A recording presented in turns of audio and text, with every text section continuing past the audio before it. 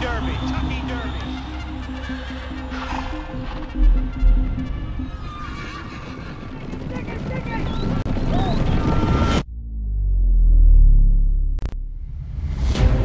Move around the turn. The leader, War Admiral, 2.5 for speed. Second is in the center of the racetrack. The Admiral Spoon drawing alongside again. War Admiral is still there. War Admiral is pulling away. He's got another gear. Yeah, the West Lake come in the Derby. Wheel away, James coming in. Flying hot is all hot. Smarty Jones is all out. And here's the first undefeated winner of the Kentucky Derby since Seattle's own 1977.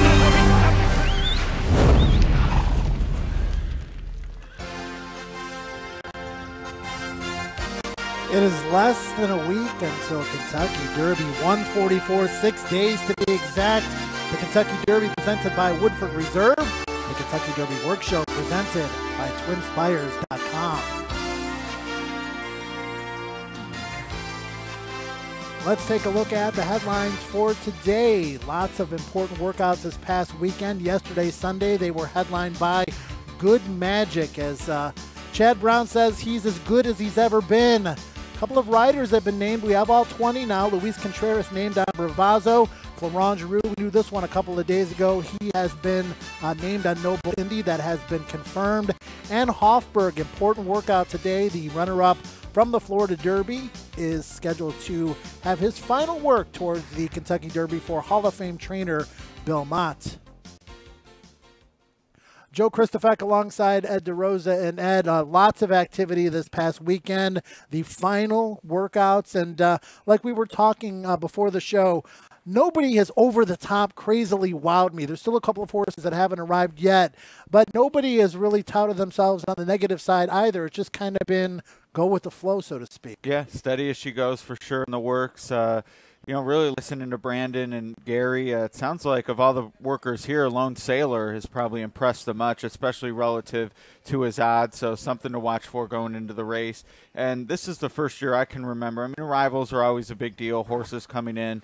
I can't remember more buzz for horses shipping into Churchill Downs than this year, and what we'll see with Mendelssohn coming west from Ireland, and Bolt d'Oro and Justify and Midnight Bizou and the Oaks coming east from California. Let's take a look at those times from yesterday. There are quite a few of them. I mentioned Good Magic, probably the big name on this list with that 101 and 1/5, 101.20 here at Churchill. You see Flame Away, My Boy Jack, Free Drop Billy and Promises Fulfilled, the Romans duo, Bravazzo, and then California, Bolt d'Oro, and in New York, Frienze Fire, Bolt d'Oro going a half mile. Mick Ruiz was very, very pleased with that drill. Sunday drills, I mentioned, the only one today, Hofburg. We're going to see quite a few gallopers, but he is the only Kentucky Derby work scheduled. Let's take a look at the Oaks works as well. We had Monomoy Girl going 101 and 3/5. That's 101.60. Sassy Sienna Breeze, Blamed, Eskimo Kisses,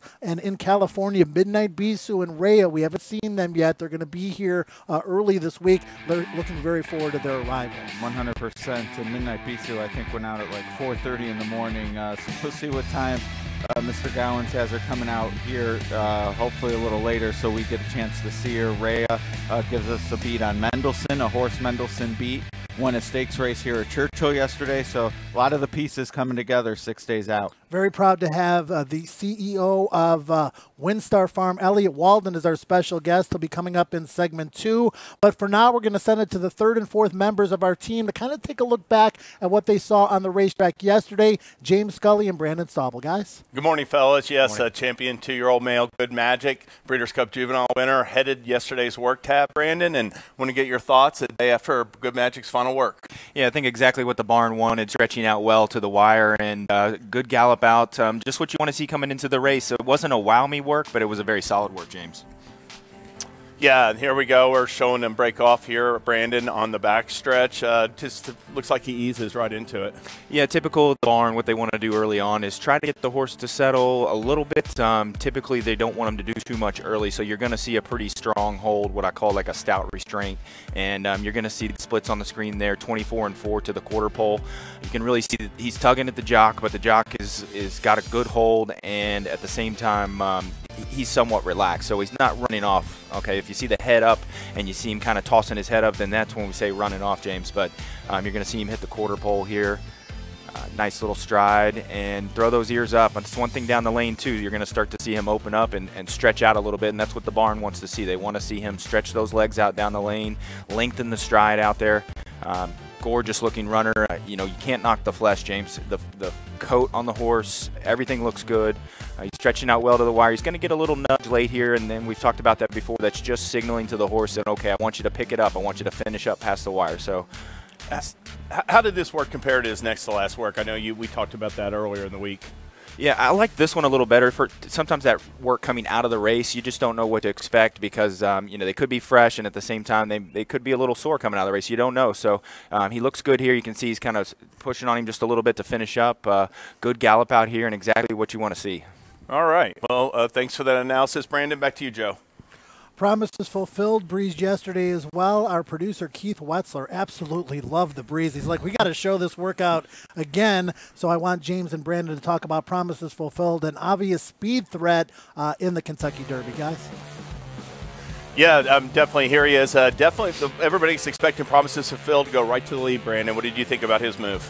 Yeah, I think that's exactly what Dale's going to do, and this was just an easy breeze here for Promises Fulfilled. A very strong workhorse, obviously won all of his races gate to wire, so you're expecting him to come out here and have this kind of work. I mean, 48 flat, out in 5, and won a minute and 2, and then 6 furlongs and 113. So this is what you want to see if you're on Promises Fulfilled. You want to see him show a little speed. You don't want him to come out here and go in 50 because that's not him, James. Yeah, we can see in the video there's 2 horses in front of him. One of them is Monomoy Girl, the Oaks favorite. So that was unintended, correct? And he wound up just working up behind him. Yeah, and it's nice to see the ears stay up here down the lane, even with the company in front, and you can see that he is still wanting to finish up a little bit. Switches to the wrong lead late. He's done that in several works in there, so not a huge concern, but you do want to see a little bit of a gallop out here and add to that bottom because being on the lead, setting strong splits, you're going to have some stamina to finish strong, James. All right, guys, let's talk about Flame Away next. This is a horse who's been very game throughout the Triple Crown Trail. Not a lot of W's on his resume, but he's always right there. Hard trier. Curious to see, I should say, what you guys thought of his work yesterday. Yeah, very honest tide, Flame Away, Brandon. Yeah, we talked about this yesterday, the gameness. You know, this horse, when he has company or he is in a race and he's out in front, he doesn't want to let anybody by, James. And you can tell in the work in here, especially once they get to the quarter pole, so you can see the opening splits there, 11 and 3. I was really shocked, 22 and 4. So they were motoring early, and then you get 34 and 4 at the 8th pole. So this was a strong drill. Flame Away's on the outside here. Going to get nudged just a little bit, and you can see he's actually built very well. You can compare him to the other horse that's on the screen there. He's got a nice wide body and really lengthens that stride late. I mean, he appears the type that the 1 1/4 won't be an issue. Yeah, then he's by Scad Daddy. He's one of 4 Scad Daddies in the field, and all of them are big horses. Yeah, and, you know, I saw him at 2 as well, and he actually looks like he's gotten a little bigger. He's developed, and sometimes that doesn't happen. So you can see them finishing up heads up to the wire there. Flame Away always has to be competitive, get that head in front, and then 47 and 4 to the wire. I mean, that was a nice work. Yeah, pretty solid gallop out as well, Brandon. Back to you, Joe. All right, thanks, guys. Bravazzo worked yesterday too, but the news on Bravazzo was more about the jockey. We finally got the 2 rider assignments we've been waiting for, Ed. We did, and Bravazzo will have a leg up from D. Wayne Lucas with Luis Contreras, who got a classic win last year in Canada. The Queen's Plate now goes for the American Classic Kentucky Derby. And Todd Pletcher named Florent Giroux, who worked Noble Indy, the Louisiana Derby winner. Will have Flo the Jock, regular pilot of Gunrunner, Horse of the Year last year. And here we have Bravazzo, who have the services of Luis Contreras on May 5th. Yeah, that was from several days ago, and he was galloping in the slop. I'm going to send it back up to James for news on Hofburg. He's the only scheduled Kentucky Derby worker today. I want to get James and Brandon's thoughts on what to expect from him and what would be something good that we could see from his hooves here this morning. Yeah, Hofburg's one of the most lightly raced horses in the field with only 3 starts. He comes off a good second in his stakes debut, the Florida Derby. And one thing about Hofburg in the mornings, Brandon, he's shown a lot of energy in just jogging and walking on the track, but he's been pretty smooth in his gallops.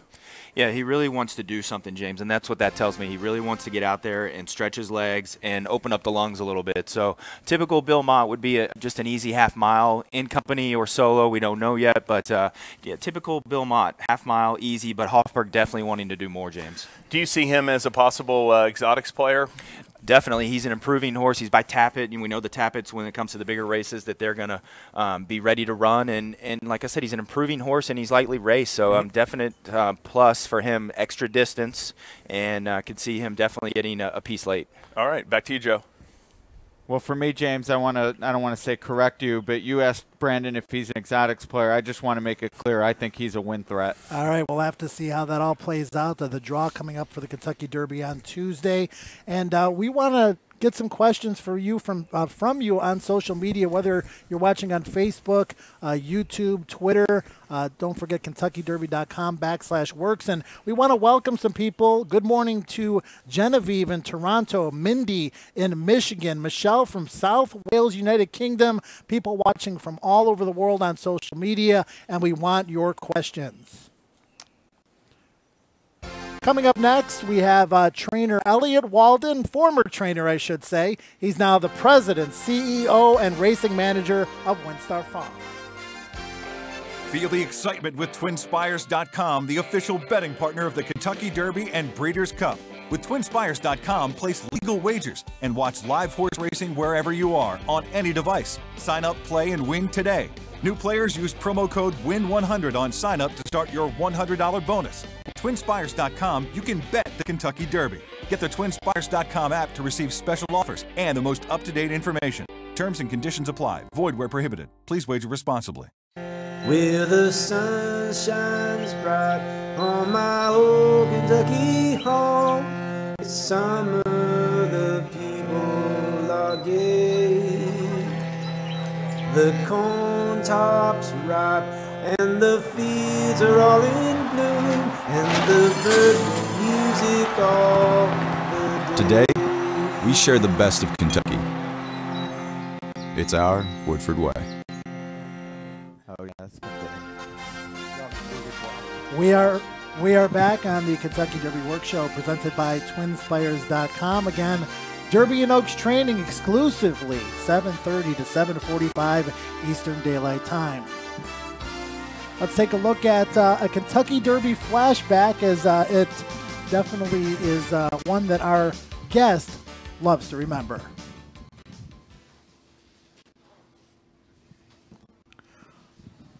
All right, we're having some technical difficulties with that video. We will get back to it as soon as we can. So in the meantime, Elliott, sorry to tease you there with the stretch run of Super Saver, but Elliott Walden is the president, CEO, and racing manager of WinStar Farm. You guys won the Kentucky Derby with Super Saver in 2010. You also bred Funnyside, who won the Kentucky Derby in 2003. You've had starters in 12 of the last 13 Derbies and are now third all-time in Kentucky Derby starters with 28. Those are some big numbers. Thanks for joining us this morning. You're welcome. I don't need to see the stretch again. I've watched it a million times. Burned in your retina, I'm sure. Yeah. Let's take a look at it. We're going to take a look back at Super Saver, because I'm sure even if you watch it a million times, it never gets old. No, it Super doesn't. Saver, a late run from Icebox, but it's Super Saver and Calvin Burrell, the unflappable Calvin Burrell, riding that rail to victory once again in the Kentucky Derby. So it's Calvin Burrell there. He has 3 Kentucky Derby wins on his resume. That was Todd Pletcher's first, so that was special in many ways. It was. You know, that was a special moment when I retired from training to go to the farm. The first thing we did was hire Todd as the trainer of a horse named Bluegrass Cat, who was second in the Derby in '06, and it's got nothing but better since then. And it was special to be part of Todd's first Derby win. You know, one thing I always associate with WinStar, and Todd obviously a big part of the team, but as we go through these horses, Justify, Audible, Noble Indy, both the Oro that you bred, WinStar, you seem very open to welcoming, whether it's partners, breed shares. You're very involved with other people in the game, and I imagine that makes it a lot of fun to be on the farm and know that you have all these different people in the industry with you along the way. Yeah, no, it is. And, China Horse Club and SF Bloodstock, and then Jack Wolf and Starlight came in, and Saul Cumin with Head of Plains came in to Justify and Audible, and it's a fun group, and it is fun to share. It's kind of lonely in the winner circle by yourself, you know. So it's fun to spread it around. To me, though, I have to ask if it's tough, because obviously if one wins, there are some other losers. As a big, real quiet fan, I'm sitting next to the guy who ripped my heart out in the Belmont Stakes. How do you sort of balance that? You know, not everyone's going to win every race. Some will have success, some won't. What's sort of the attitude after these big wins when you have maybe some partners who didn't get that experience? Well, to be perfectly honest with you, some of the toughest days that I think you have, and I think it's more human nature than anything, but is a day after a victory. Sometimes the toughest thing can be whether it's going to the barn in the morning and there's one groom that won, say, with Victory Gallop, but there's 10 others that might have some jealousy. So there is some of those issues. But these guys that we work with, Mike Rapoli with Noble Indy, we have a lot of fun together. He has a lot of mares on the farm, and we sold a piece of Noble Indy to him after he broke his maiden, and it's just a lot of fun, and I think it's a great time to share. You know, the horses will play it out on the racetrack how it's supposed to be. So everybody's big boys, and they want the opportunity. For the next 6 days, I imagine everyone's having fun with it. That's right. Yeah.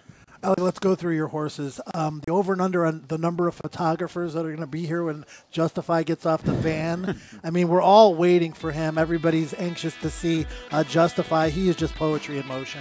He really is. I mean, the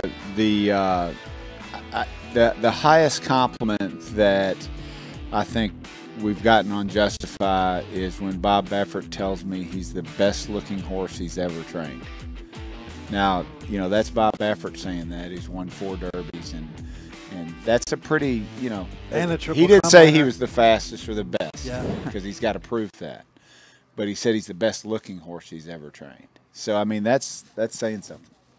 Well, and from Justify, who didn't race it too, to New York bred, trying to follow in the footsteps of Funny Side, Audible, Florida Derby winner. Much different progression to this race than Justify. Talk about him. Well, I mean, I think he's a really, really live horse in here. He's got the experience that Justify doesn't have. He's done nothing wrong in his races, and you know, the fact that he's showed versatility by being on the lead or close to leading the Holy Bull, and then the pace was extremely fast in the Florida Derby, and he fell back and made that big run. I really like that about him. Now, you stand a lot of stallions, and he's buying to Mischief, which some have had some questions about the distance. Any thoughts there for Audible going a mile and a quarter?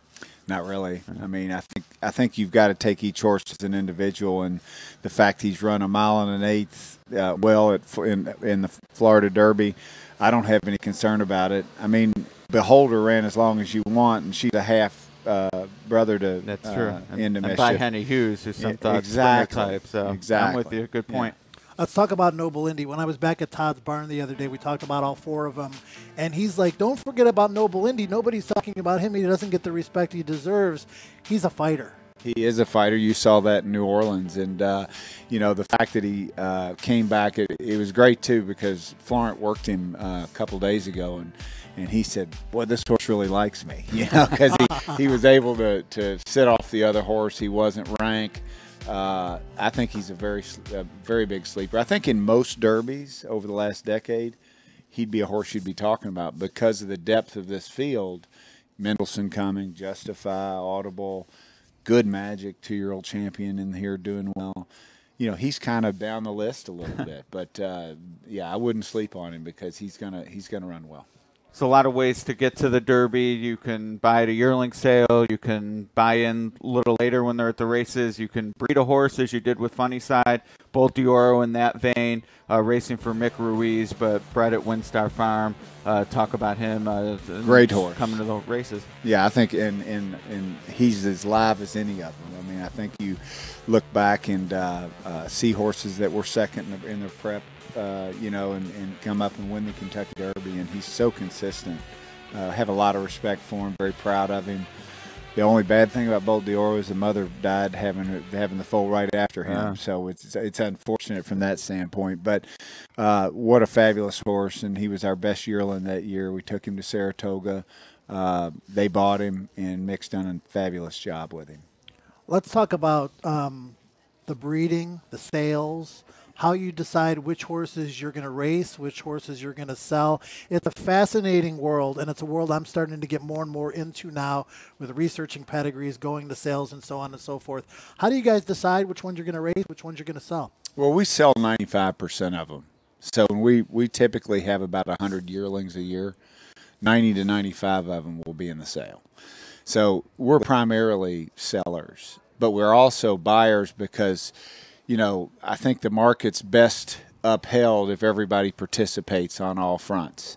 So, you know, we also try to create an opportunity to create some new bloodlines into what we have at the farm. Kenny has a saying that if we just kept what we have, then we'd be breeding cousins to cousins one day, and that's not going to work. So we try to look for opportunities like an Audible, who's by Into Mischief, standing at Spendthrift, to bring in a son of Into Mischief. Scat Daddy, Justify. Scat Daddy was at Ashford. Try to bring one of those in so that then they can complement our broodmare band. So we're always looking at the market and looking for opportunities. But you take Bolt d'Oro, he was our best yearling. We sell our best because we need that income to help pay for the 150 families we have working there and everything else. It's a huge operation, and we need revenue. Any thoughts on the post position draw coming up on Tuesday for the different horses that you have? Obviously, I'm guessing the one hole is not where you'd like to see your name pop up, but you know, all your horses kind of complement each other. So just talk about the post draw. You know, I think we love to make a big deal out of the post position draw, but I think with a quarter of a mile to run, and I've always said a good post can get you a bad trip and a bad post can get you a good trip. So it doesn't really matter. Super Saver was in the 4-hole, and everybody took a deep breath there. Oh, you know, he's too far inside, and we've had Revolutionary was third out of the 2-hole. And then we actually haven't been too far outside with most of our runners. Most of them have been kind of in the middle. But, you know, I think that with such a long run to the turn, I really don't see it as a huge issue. Should we read anything into you wearing an Audible hat versus the other horses you have in the race? We have a sponsorship with Audible, and I'm obligated to wear the hat. Gotcha. Well, and they've been great. They have been great. They're fun on social media, 100,000 plus followers, and it's great to get all their followers involved in the Derby fever. They are excited. I mean, they're coming in with a group of, I think 6 of them are coming in, and it is really fun, like you said, to look for different opportunities to promote the sport, introduce the sport to a new group. And I didn't know a lot about Audible before we did the sponsorship with them, but it's interesting because Jack Wolf was a member of Audible, and 3 or 4 people on our team at WinStar remember. Oh yeah, that's great. They do a great audio job. books. Yeah, good stuff. Yeah, and they're giving a portion of their sponsorship money to the Thoroughbred Aftercare Alliance. So, you know, that's a pretty cool thing. And not only that, they're putting a commercial on NBC. They're doing something with Churchill. So they've not only just done the horse, they're in. They're in. I mean, good. they're in with everybody. Hopefully they'll be back. Well, we thank you for your time, Elliot. I know you've got some barns to visit this morning, and you want to take a look at the workouts on the track. Best of luck in the Kentucky Derby, and thanks for all you do for the industry. Well, thank you, and I just hope we have a great day Saturday, and keep everybody stay safe. Looking forward to it. Thanks, Elliot. All right, Kentucky Derby and Oaks workouts, exclusive horses on the tracks, 7:30 to 7:45. It's coming up next. Feel the excitement with TwinSpires.com, the official betting partner of the Kentucky Derby and Breeders' Cup. With TwinSpires.com, place legal wagers and watch live horse racing wherever you are on any device. Sign up, play, and win today. New players use promo code WIN100 on sign up to start your $100 bonus. With TwinSpires.com, you can bet the Kentucky Derby. Get the TwinSpires.com app to receive special offers and the most up-to-date information. Terms and conditions apply. Void where prohibited. Please wager responsibly. Where the sun shines bright on my old Kentucky home. It's summer, the people are gay. The corn tops ripe and the fields are all in bloom, and the bird music all the day. Today, we share the best of Kentucky. It's our Woodford way. We are back on the Kentucky Derby Work Show. It's chilly this morning, but temperatures warming up in the next few days leading up to Saturday's Run for the Roses. About 40 degrees right now. Sunny skies. Main track is fast. Fascinating interview there with Elliott Walden from WinStar Farm. He's got a lot of rooting interest in the Kentucky Derby yet, and I know you're anticipating the lone workout today from Hofburg. We're going to send it up to James and Brandon in a moment, but what are you hoping to see? It's someone who I trust Brandon more than I trust myself, so I want to hear him like the work, because I think even if he works lights out, it's not going to hurt the price of him. I mean, he was the runner-up in the Florida Derby, only 3 starts, 20-1. Is completely safe no matter what, so I want to see the work of the century. All right, so we're going to send it up to James and Brandon. And James and Brandon, in addition to the work from Hofburg, we're going to see a lot of gallopers today. A lot of horses worked yesterday, though, so probably a walking the shed row situation for them, but still plenty of activity to look forward to. Yes, guys. Yeah, it was a great interview with Elliott Walden. Brandon, I wanted to bring that up. Sometimes horses, after they work, they just stay at the barn. We'll walk around the barn, but we saw Todd Pletcher's 4 horses out on the track yesterday, the day after they work. Good Magic, we'll see if he comes out today. Can you just explain a little bit of the routine the day after a workout? Yeah, and it's case by case with the trainers, but after the work the day after, maybe walk the shed row, maybe just do a little bit of jogging, visit the gate, something like that. Each day that passes, we're going to do a little more. We're going to start to gallop, slow gallop, strong gallop, stuff like that. So, you know, I'm just looking for them to stretch their legs. It's just like when a human being goes to the gym and works out. They're sore after a little bit, you know, so you want to stretch the muscles and see some extension behind. So, James, we're just looking for them to do a little something more each day. All right.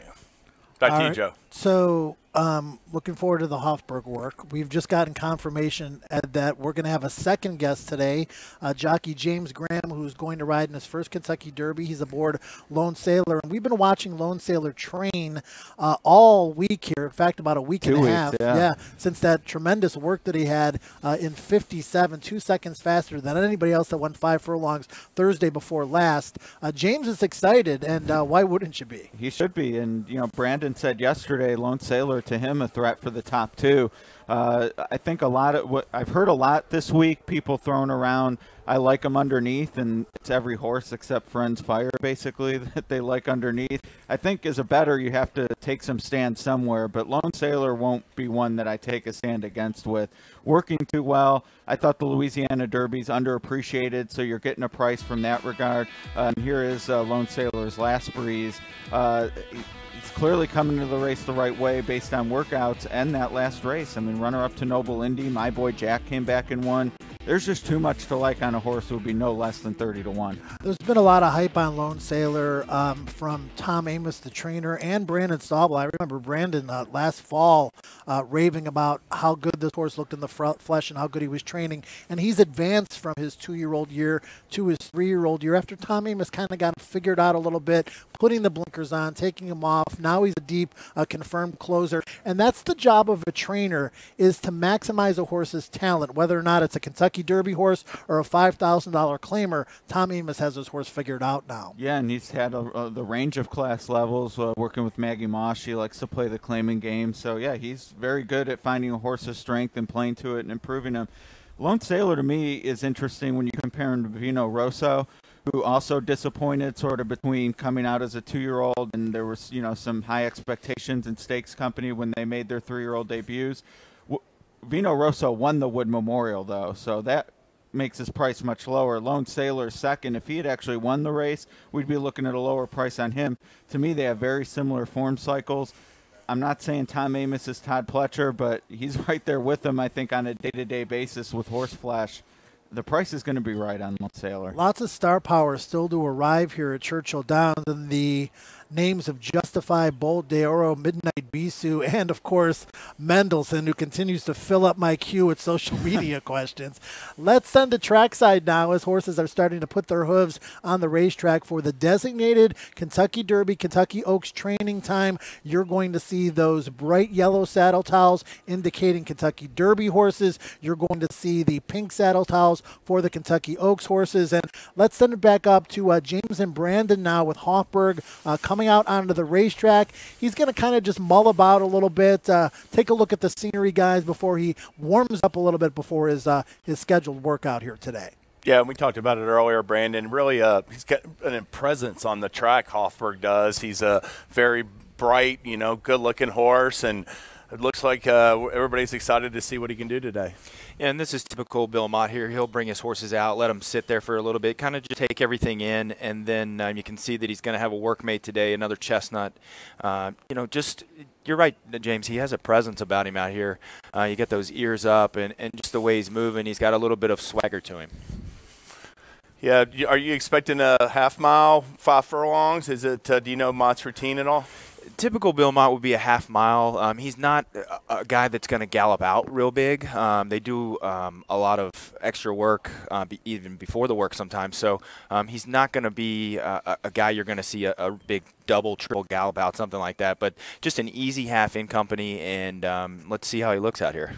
All right. Yeah, and Bill Mott's a Hall of Famer, but is looking for his first Kentucky Derby win. Second all-time leading trainer at Churchill Downs, so he knows his way around this track real well, guys. Yeah, we've got lots of horses coming out here this morning. Hofburg is the featured horse because he's the one that's going to work. But let's switch it over quickly to Wonder Godot before we get back to Hofburg, as he'll be gearing up for his workout here momentarily. There's Wonder Godot, a very consistent sort for the Kentucky Oaks. She's been training pretty well here, Ed, and she'll probably be sitting just a little bit off the leaders, and there is some speed in the Oaks this year. Yeah, there is, and I thought she ran well in the fantasy. Actually looked like she'd be the winner, and Sassy Sienna mowed them all down. She's been close. She came into her 3-year-old year heavily favored on Lecomte Day, and just runs her races. I don't know if you want to say they haven't been good enough or just other fillies brought their A game that day. If you think it was the latter, she's worth a punt here because, she's shown talent every time she's run, and her connections actually nominated her to the Triple Crown, which to me is a high vote of confidence that she'll get better as the distances get longer. So we'll see what she's made of at 9 furlongs on May 4th. But a player at an okay price. I'm just worried about how wind shy she is. Yeah, speaking of Triple Crowns, the Canadian Triple Crown as well for Wonder Godot, as she is an Ontario bred, so she could take on the boys in that series of races too. Maybe her stablemate. Maybe her stablemate, that's right. A lot of good horses in the Cassie Barn eligible for the Queen's Plate and the Canadian Triple Crown. Let's see who we got here on the racetrack. I believe Combatant is out there. That's a horse who is trained by Steve Asmussen, and chances are James and Brandon will probably get to see this horse work tomorrow. Mr. Steve likes workout Mondays. Yeah, Brandon, Steve Asmussen likes to work his horses on Monday. Combatant's one of 4 Scat Daddies in the field. Any thoughts about him day before his expected final work? Yeah, you can pretty much guarantee that Mr. Steve is going to go an easy half mile. He's going to be anywhere between 50 to 52, something like that. He doesn't let his horses do a lot, and don't be concerned. Some people will go out there and say his final drill, he only went in 52. That's him. That's the barn, guys. All right, Hofburg is gearing up for his workout. As you can see, he's gotten into a little bit of a jog here, just getting those legs stretched out, guys. And I think we're going to stick with Hofburg again leading up to this workout. Lightly raced, we've been talking about it. Bill Mott, one of the best trainers to never win a Kentucky Derby. Not a trainer that would normally push a horse into this kind of situation, but we didn't think he'd push a horse into the Florida Derby situation either, and he ran a very good second behind Audible. This is a horse that's going to be finishing at the end and carrying really good flesh out once again this morning. Yeah, and we can see his head's bowed, Brandon. That's a good sign in your eyes when they get their head bowed like that. Definitely, and he's wanting to do more already, which is a good sign. One thing, Bill Mott will kind of open gallop them before the work, so that's what you saw. You saw him come out on the backside, do a little bit down the lane, and then what they're probably going to do is head to the half-mile pole. Looks like Hofburg's going to be on the outside, but you can see here carrying great flesh. We talked about yesterday with Good Magic, something about the chestnuts and the sunlight. They just seem to be radiant out there, but they'll calm down a little bit here and then get into the work, James. One thing people mention is Perfect Trip, runner-up to Audible, and Promises Fulfilled did send a fast pace. I say to that, well, Promises Fulfilled's in this race too, so why not again? But to me, 2 back, that race into the Florida Derby broke from the 11 hole going a mile and a 16th at Gulfstream. And it's not sexy to talk about posts, maiden races, but if you all remember the Pegasus World Cup, people thought, the 12, no one can win from the outside at Gulfstream. To win a maiden, out of the 11 hole, I think is, right there. If you're concerned about the 12 in any race, why not the 11 too? He did it very professionally. He's coming into the race the right way, and we'll see what he's made of here. But the more I see, the more I like. I'm getting kind of excited at a big price here, Joe. He's a half to a Malian to earn $1.3 million. A very versatile performer. Pedigree certainly looks good for the opportunity to stretch out to further distances. Hofburg's about to work, guys. We're going to send it up to James and Brandon for the play-by-play. Yeah, take it away, Brandon. Yeah, so you can see he's going to be on the outside here. You'll see the workmate come into picture in just a minute. We're just looking for something competitive here. I mean, that's why you put him in company, keep him focused. He's going to the pole aggressively, but very controlled at the same time. So you like to see that the head down is relaxed, so we'll go ahead and pick him up here. They just broke off, and, just going to sit right off the hip, just like you would. You're just going to track a horse in the race. Same thing here, just kind of setting it up, and typically it'll be something like 12-24 for Mott, James. Yeah, and just like Brandon said, I mean, he's going to be looking to put in his best run right at this part of the Kentucky Derby. He's a late runner, going to be rallying from off the pace. Yeah, so we got the first 8th on my watch in 13, and then 24 and 4 at the quarter pole here. And you can see he's already went past the workmate. He's under a nice hold here on the outside. And that previous work that we saw, he was on the inside. You can see he's already traveling much more comfortably on the outside. So something to watch here with the post draws. If he gets an outside spot, and he's got a beautiful stride down the lane, the ears are up.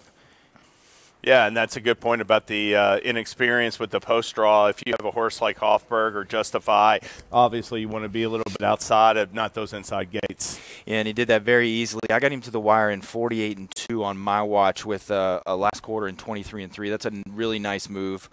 Out in a minute and 4 on my watch, and then he is actually going to do a little something here on the gallop out. So let's take a look here. He's galloping out really nice, and probably going to throw up a 113 or a 114, and this is going to be one of the better drills that I've seen out here.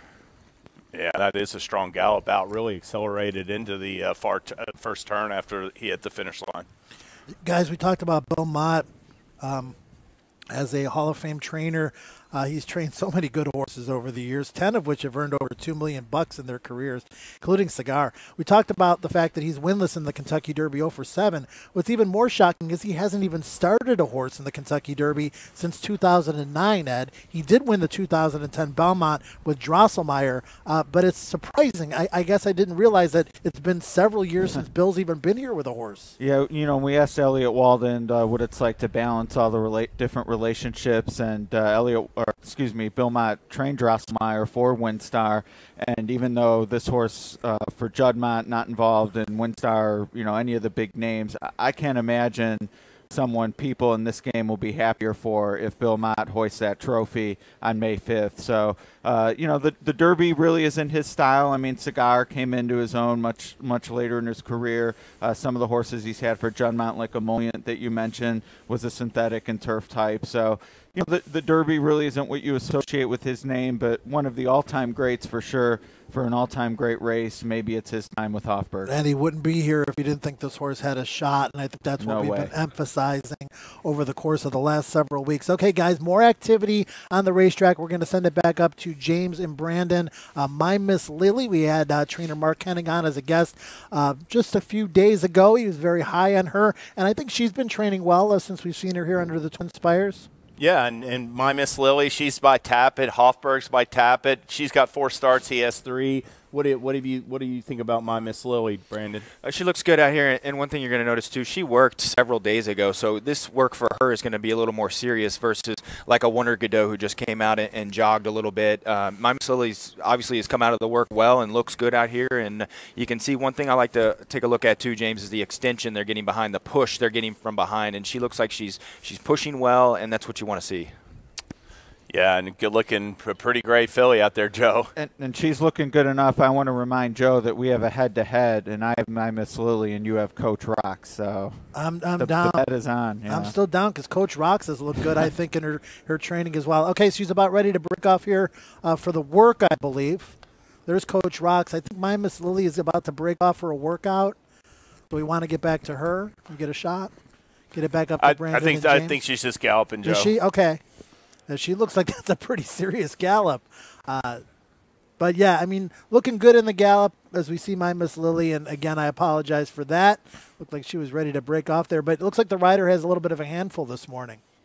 Yeah, you can see those ears are up too. You know, we talk about the ears. Let me just explain something real quick. The ears are like antennas on a horse. You want to see that they're moving around. That's how the horse is feeling everything out. They're taking everything in. So you see those ears are up and moving back and forth. That's the horse taking everything in. And if you see that one ear cocked back, it's saying, what do you want me to do here? Do you want me to keep going?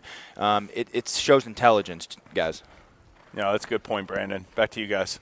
All right, so my Miss Lilly and her gallop. Let's swing around and find another horse here. We had a brief look there of Coach Rocks and the head-to-head bet. Ed, it was kind of like, hey, here's my Miss Lilly, here's Coach Rocks, and Coach Rocks has been training very well as well, and I think she's coming into her own for Dale Romans off that win in the Gulfstream Park Oaks, where she made a couple of different moves, which I found to be impressive. You maybe not as much? Yeah, I'm just worried about that region. I mean, you know, we get a lot of questions on social media about what prep race we think is strongest, and to me the same applies with the Kentucky Oaks, and you just have to draw a line somewhere when you make bets, and to me the Florida races are the ones that maybe I'm not as impressed with. I do agree with you though. The different gears and being able to make second and third moves is going to be really important in both the Oaks and Derby this year because there is so much pace. You want to get in the race. You don't want to fall too far back, but you also need to be able to make that move to finish as well. Let's have a little fun with this. James and Brandon, head-to-head, Coach Rocks versus my Miss Lilly. Who you guys got? Brandon? I'm on the same boat too. That I thought the Florida races were a little weaker, so I'll take a shot with my Miss Lilly. She looks good out here. Both horses look good, but I do like the way that Miss Lilly is getting around the track. I'm going to side with Ed on this one. Coach Rocks, I really like her improving form. Dale Romans, I don't think I'm sort of against his horses. He got a pair of long shots in the Derby, but I think he's confident that he's going to get a big run in the Kentucky Oaks with Coach Rocks. So you're siding with Joe. Oh, with Joe, that's right. Yeah. Sorry, Ed. I'm on the gray blur. Well, 2-2 is a lot better than 3-1. Yes. But if it was 3-1, then I'd know that I was going to win. Yeah. All right, let's see who else we got out here, guys. Still some activity here. About a couple minutes left in this the training period. You see Combatant coming off now. We saw Combatant gallop around the track a couple times, so a spirited gallop, good energy there. Hofburg final time, I think, came back 48-2, which is exactly what Brandon had on his watch. And any final thoughts on Hofburg, Brandon? Yeah, just like the way that he was relaxed and finished up. You know, that's and typical Bill Mont. They don't do a whole lot on the gallop out. So the fact that he galloped out a little better there, I like that. And you get under 101 there. I had a minute and 4, and it was just one of those things where you could see that he was wanting more. I saw everything I wanted to see for him to continue on, and I think it was noteworthy that this time they had him on the outside of horses. So I think you do have to think about that a little bit going into the race. Yeah, I think he's going to get bed down a little bit based on how he looked and trained here, Joe. All right, very good. James Graham. Okay, we are going to have James Graham on set during our next segment as you see the horses coming off the track here for that exclusive Kentucky Derby and Oaks training period. Again, the draw for the Kentucky Oaks is tomorrow, Monday at 11 o'clock in the morning. We're going to draw the entire Kentucky Oaks card. We will have the broadcast of the Kentucky Oaks draw right here on all of our individual streaming channels. In addition, on Tuesday, the Kentucky Derby draw, same kind of deal for that. So we're looking very forward to the draw so we can dig into those final pass performances, not only for the Oaks and the Derby, but all of those amazing supporting stakes on both of those individual cards. So lots of stuff going on here. We've got James Graham coming up next as our special guest. He'll be riding in his first Kentucky Derby with Lone Sailor. We'll be back with more on the Kentucky Derby Work Show presented by TwinSpires.com after these short words. Thanks, guys.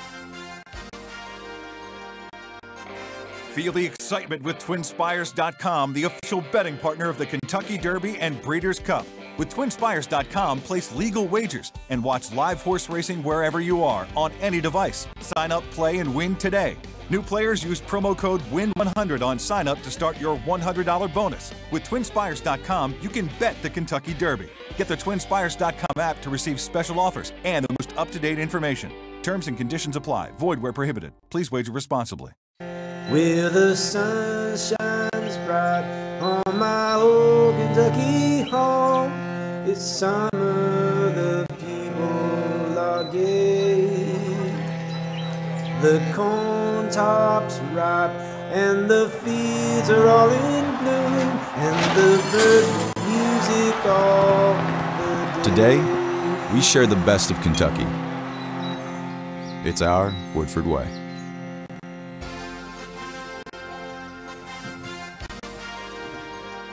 All right, we are back on the Kentucky Derby Work Show presented by TwinSpires.com. And a special bonus today, we've got a second guest on with us, jockey James Graham, who will be riding in his first Kentucky Derby aboard Lone Sailor for trainer Tom Amos. And James, great to have you. We appreciate you coming out. And just tell us what it's like, you know, in the days leading up to your first Kentucky Derby. It's kind of surreal, really. We don't get to do this every day, you know. We got all the people. It's it's fantastic. Have you gotten any advice, or will you seek any advice about what it's actually like on the track in front of all those people? And I've heard a lot of jockeys talk about the wall of sound turning for home. You're going to have a closer, so a lot of focus to get where you want to be, but a lot of distractions too, maybe. Yeah, but you know what? Look, that's racing. You just have to hope you get a clean enough trip. And like I spoke to 3-time Calvin Burrell, he's kind of been my mentor since my career started. But he's he's just, you know what to do. You've been riding long enough. If you can't figure it out by now, you know, it's not like I do. Like we ride every day. It's kind of, that stuff doesn't seem to sink to hit. You know, when on big days like this, you kind of just, it's the same thing. It's not that it's the same race, but our attitude towards it is, we don't even notice them there. You don't change your instinct. No, your natural instincts ain't gonna. They're gonna help you. Right. James, let's talk about the Louisiana Derby. Lone Sailor. It looked like you had a head in front. It looked like you might win the race. A Noble Indy came back on you. But, man, this horse has taken some big step forward in his last couple of starts. And of all the horses we've seen here the last 2 weeks, he's impressed all of us maybe more than anybody. Yeah, he's he running the Louisiana Derby. It was only the second time I got to ride him. But I felt a big improvement from the first race to the second race.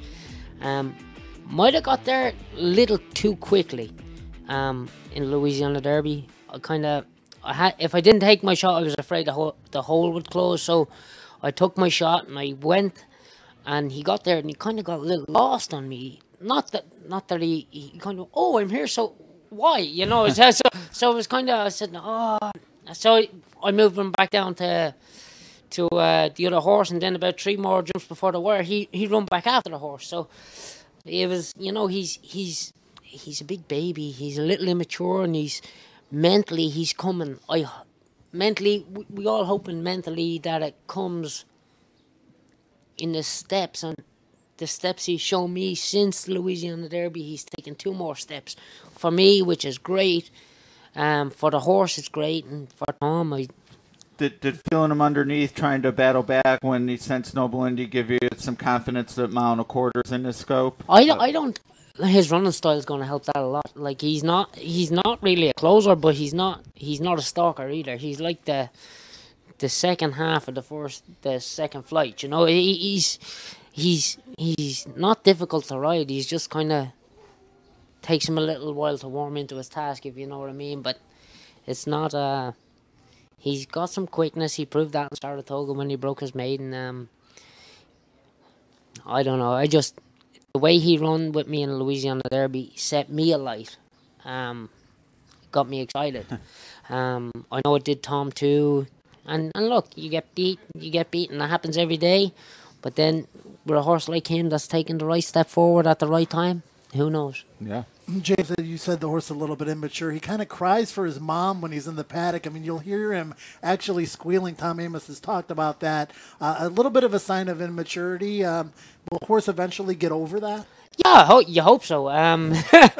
It's crying for your mom when you're but it's older. Yeah, exactly. But do you know what? I think he's just letting people know he's here. Yeah, that's cool. Like for me, that's from hoping it is. But no, it's And he's coming, like as I said, some horses develop a little quicker than others. He's a big horse. He's a big-bodied horse, very sound. He's just a big baby still, you know. But his steps have come at the right time, I hope, to have a big run next Saturday. We've got some questions on social media. James from Twitter wants to ask James Graham, how much do workout times play into betting decisions? And obviously Lone Sailor had what people have termed as one of the fastest workouts at Churchill Downs in recent memory, that 57 from a week before Thursday in company. How much can people read into how fast those workout times are and how well a horse is doing at the present time? And you know what? His last work was very good too. He worked on 48 flat, and that was by himself. He's like, the maturity thing is coming in. But if you watch the work, it wasn't like I was down chasing him around there to do that. He was just kind of bouncing along and happy to do it. Like he's the track had a lot to do with it though. The track was very fast that morning. It was really, really fast actually, and his work partner probably slipped away from him a little bit, and I kind of just let him get to them on his own, and then when I got to them I gave him a little squeeze just to go on and finish off his work. And then he galloped out really good, and he never slowed down on his gallop out. That's you know, it's he's a legitimate horse, I think, and I think that he's going to be overlooked. Just because he's big. Like you see the start of the work here, his two work partners broke off really fast and got away from him. And I'm just sitting on him. I'm not asking him to do anything. I'm just sitting there, and you can see the two of them in front are kind of bouncing along pretty good. So I'm just sitting on him and letting him find his rhythm, and he does, and he gets to them very quickly. When he came out with a turn, they kind of backed up to him, but he went to them. Look, if it was in California, to say it was a great work, you know. Yeah. Now there'll probably be about 16 horses between the top two and Lone Sailor at this point in the Derby. You mentioned his running style. Any concern? Is there any post you don't want when they draw his number on Tuesday morning? One. Yeah. Nobody wants the dreaded one hole because you start behind the pole, you know. Even as a closer, that's a tough spot. Yeah, but like you have to help him away from there regardless. So, like I'm not overdoing anything on him. I'm just kind of getting him to focus on his business, like with his immaturity and stuff, you know. But his gallop out, he's still bouncing along and he's happy doing it. I've got another question from social media, and obviously we saw in that workout, James, couple targets, a Lone Sailor went by. Does that help his confidence knowing that he passed those horses, which leads into the question from Jimmy on Facebook. Do horses know when they win a race, and does it matter to the actual horse whether or not they win or lose? If you beat a horse, if you beat a guy when you're running on the racetrack, he gives you confidence. So the same thing happens with horses. Do they know they win? I mean... Oh, yeah. Yeah. I rode horses over the years that they know where the wire is. They put their head down, they stretch their neck out. No matter, even if you're getting in the way, they stretch their neck out and they get you there. Are there horses that don't care either way? I mean, some people are competitive. Some people are not competitive. Some horses are more competitive than others. Do you kind of find that to be the case? Yeah, well, there's different levels of horses. Like the ones that aren't so competitive, you wouldn't be running them in these spots. You find the level where they are most competitive, you keep them there. And look, it's it's racing. If it was easily done, everybody be doing it, but they're not. So nope. Are you excited? I mean, Kentucky Derby, like this is it. We're gonna let you go here, but just a final thought from you on what it's like to be a rider in the race and everything that goes into it leading up and entering that starting gate, and it's time for game on at that point. Years of practice. I've been riding for 15 years in this country, and look, I can't say anything about it. I've been very lucky in my career so far. This is just another notch in the belt. All right, James. Thanks. Best of luck. We wish you a traffic-free trip, ground-saving trip, and a really fast, like 45 to the half-mile pace for you. I think we might get it too. It'll be quick. I really do, because I think there's a lot of horses in here that are.